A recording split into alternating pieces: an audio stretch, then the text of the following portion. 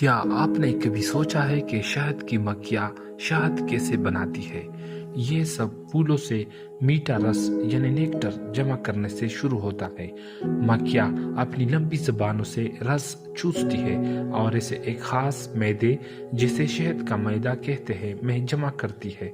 जब मक्खी काफी रस जमा कर लेती है तो वो वापस छत्ते में आती है और दूसरे मक्खियों को रस बांटती है। ये मक्खियाँ एक दूसरे को रस मुंतकिल करती है जिससे ये अच्छी तरह टूट जाता है। फिर वो इस रस को छत्ते के खानों में महफूज कर देती है। रस को शहद में बदलने के लिए मक्खियाँ अपने परों को हिलाती है ताकि इजाफी पानी खुश्क हो जाए और रस गाढ़ा हो जाए।